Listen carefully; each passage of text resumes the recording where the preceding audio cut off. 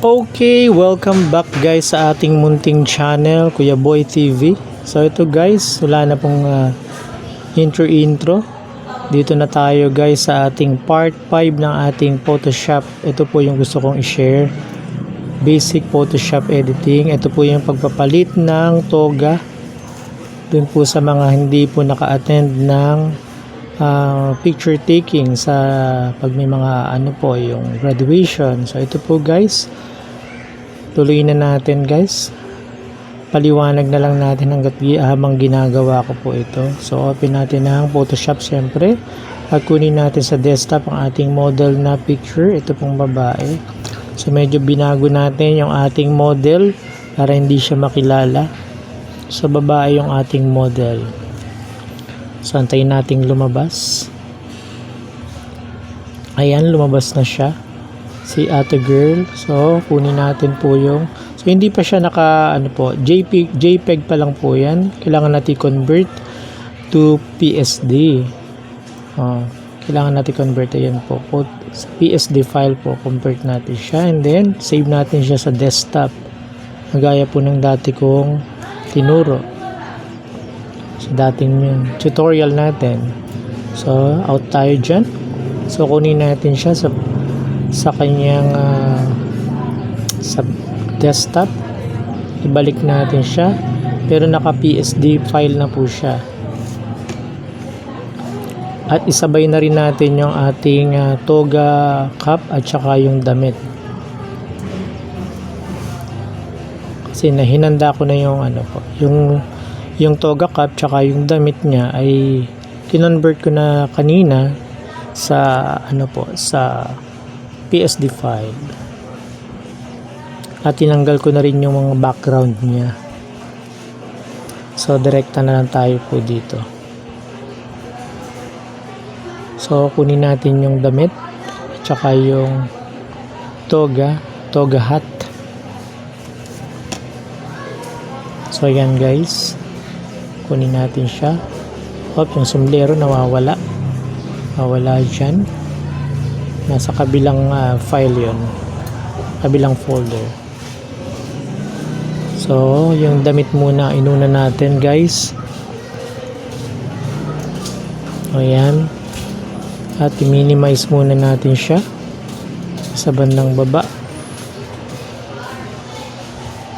So ayan, tapos kunin natin yung kanyang toga cap sa kabilang folder. Yan, sa attire. Yan ko pala siya na save. Kasi hinanda ko na siya. So yan, nakita nyo ang file niya, naka Photoshop na siya, PSD file. So kunin natin siya and then ilagay na po natin dyan. Antayin natin, ayan na siya. And then pwedeng unahin natin yung inuna ko dyan yung, so pindutin natin sa kabila yung move tool sa taas, hindi ko na napakita, yun, move tool. Yan, tapos control T, tango, para mabago po natin yung size at saka ma-move po natin yung ating isusuot na sombrero sa kanya.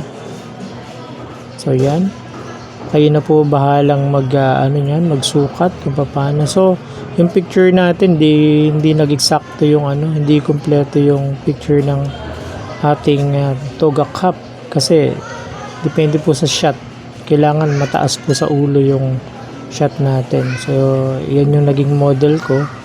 So medyo kinapos yung taas, so hindi buo yung, anyway, pag po kayo magpapalit syempre dapat yung mataas yung bandang sa ulo para kumpleto po yung picture nung sombrero. So ito naman guys, move tool again, sa bandang taas po yung move tool, bandang taas ng screen sa kaliwa, move tool, mababasa nyo naman po yan. Ayan uli, control T para maisuot natin yung damit, ma-resize natin tsaka ma-move natin, control T or tango. So yan, kayo na po bahalang magsukat nyan kung paano nyo gagawin sa kanya. So ayan, batak-batakin natin siya. So kayo po yung masusunod dyan kung medyo lalapad natin, hahabaan natin. Ayan, so naisuot na natin yan kay ate girl. So ayan. So after nyan, siyempre naka PSD file yan. Ang gagawin po natin dyan, isi-save natin yan to ibalik natin sa JPEG po siya. So kompleto na siya, na isuot na po natin. So kailangan natin palitan yung background niya. Ang gagawin natin puti po muna, background na lang muna natin ng puti. So kasi sa mga studio po, usually ang mga shot may mga po yung kulay gray, madalas yung nasa likod o dark. So ngayon po muna puti muna natin. Next time ituturo ko po yan. Ito. So JPEG, naka JPEG na po siya. I-save natin sa desktop. And after that, yan na po natin siya, out na natin siya. So kunin na natin yung JPEG file niya sa sa desktop, yung kompleto na, meron na po siyang sombrero at may damit na po siya. So hanapin natin siya, yung ating file name inilagay. So toga siya, toga sample.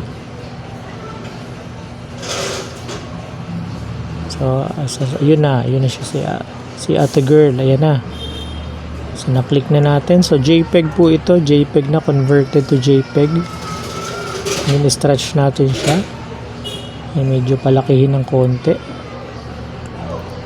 So gagamitin po natin yan, yung click ko dyan, yan po yung pen tool. So yung pen tool number 1. So lagyan natin ng dot kung saan po natin gustong unang tanggalin po yung part na yan. So kukulungin natin yung part na tatanggalin natin. So ayan. Yan guys, yan. So kulungin natin yung background nya. So gagawin po muna natin puti ito. So hindi ko muna siya lalagyan ng background na yung gray. Madalas gray kasi yung nito yung may parang studio.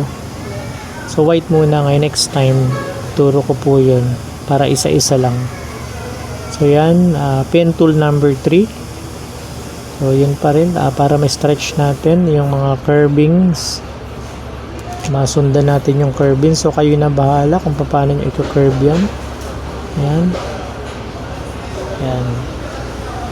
So yung buhok, kayo na bahala kung paano nyo susundan yung buhok ni ate. Pwede nyo i-cut ng konti, nasa inyo na.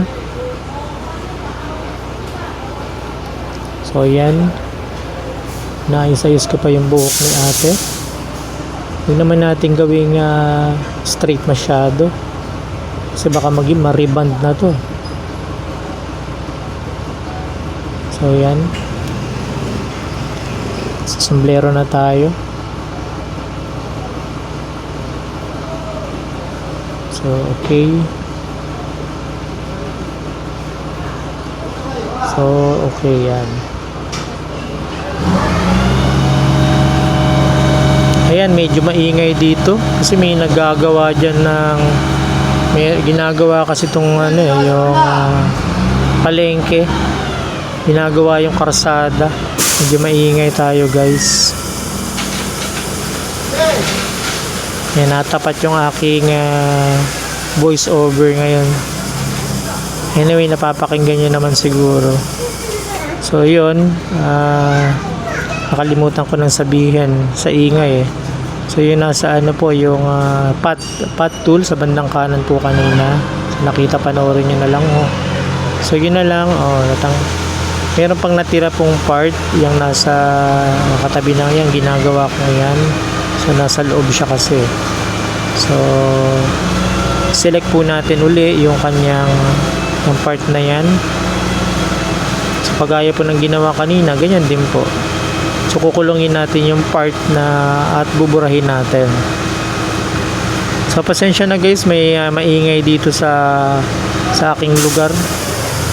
Nasa palengke po kasi tayo, may ginagawa So yan, tapos na yun sa path. Select natin yung area. So yan, okay, yan sa erasing. So So pag ano, sundan-sundan nyo lang po ito guys. Kasi bino-voice over ko, hindi ko na masundan. Naingay kasi ng background dito eh. Ayan, nawala tuloy ako. Para may napindot akong kakaiba dyan. Ayan. Ayan siya na. Hindi na wala-wala ako ng konti. Ayan, kung ano nang pinagpipindot ko dyan. So hindi kasama yan. Na-double click ko yata yung screen na yun. Na-double click ko yung area. Kaya nagkaganon. So anyway, bumalik. Ayan na. Okay na.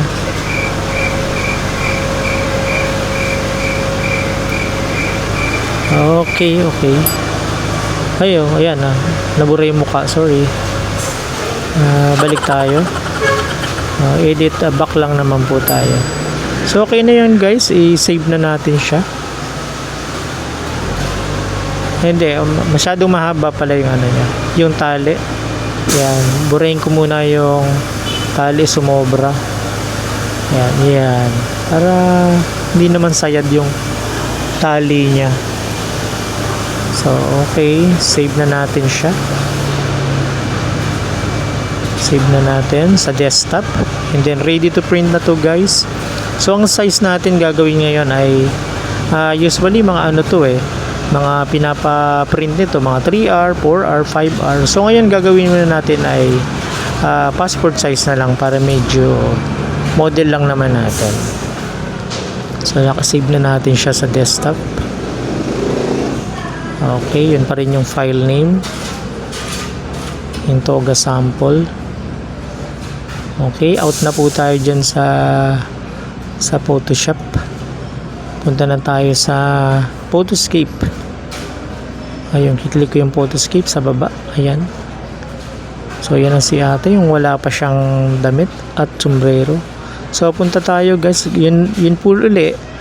Nauutal na ako. Pili po tayo ng ng printer. Siyempre yung napili ko muna yung Epson 110. So yung papel, kunin natin yung 4x6. Madalas 4x6 tayo kasi passport size po yung gagawin natin. So yun, sundan nyo na lang guys. So 4x6. So ang passport po is 35 by 45 millimeters. Ayan. Pipili ako dyan kung ano, nagde-decide ako dyan kung ano bang pipindutin ko, wallet size ba o passport.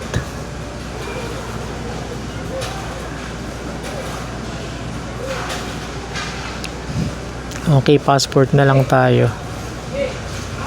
Ayun na lumabas. Ayun na, lumabas na siya. So okay, yan muna guys ang passport natin. Click po natin yan. Okay, kuha muna tayo ng papel. Wait lang kasi actual ko tong ginagawa dito habang nagbo-voice over tayo guys eh. So pag click ko nito dun sa taas, print, tayo na lang. Ayan, print ko na dyan pak. Ayan na. So antayin tayo.